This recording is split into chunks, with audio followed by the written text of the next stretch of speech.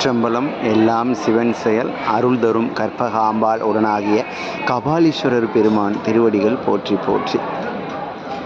நாமெல்லாம் நாளும் திருக்கோயிலுக்கு போவோம். என்ன வேண்டிக் கொள்வோம்? சாமியை நல்லா வச்சிருங்க சாமி, நான் நல்லா வாழணும் அப்படின்னு வேண்டுவோம். இந்த வாழும் காலம், அதாவது இங்கே வாழுற காலத்தில் நல்லா வாழணும் அப்படி வேண்டுவோம். அந்த வேண்டுதல் மட்டும் பத்தாதுங்க. நம்ம ஒரு நாள் இங்கேருந்து போவோம். இந்த உடலை விட்டு உயிரானது போயிடும். உடல் இங்கே இருக்கும், அதை கொண்டு போய் எரிச்சிடுவாங்க, இல்லை புதைச்சிடுவாங்க. ஆனால் உயிர் தனித்து நிற்குங்க.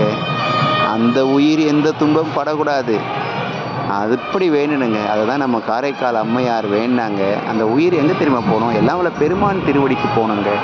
அந்த விண்ணப்பமும் செய்யணுங்க சாமிக்கிட்ட. சாமி எங்கேயோ நல்லா வச்சுக்கோங்க, போகும்போது உங்கள் திருவடிக்கு அழைத்து செல்லுங்க சாமின்னு வேண்டணுங்க. அதுதான் காரைக்கால் அம்மையார் வேண்டினாங்க.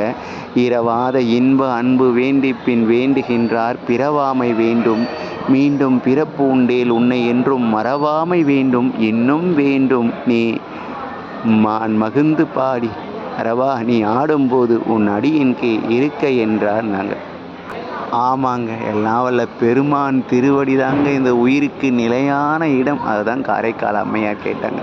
நாமும் அப்படி தாங்க கேட்கணும். நாளுக்கு ஒரு முறையாவது இந்த பாடலை பாடணுங்க. ஏனென்றால் இங்கு வாழும்போது ஒரு துன்பம் என்றால் யாராவது வருவாங்க. ஆனால் போன பிறகு அங்கே உயிர் தனித்திருக்கும் போது யாருமே வரமாட்டாங்க. எல்லாம் வல்ல சாமி மட்டும் தாங்க வருவார். திருச்சிற்றம்பலம்.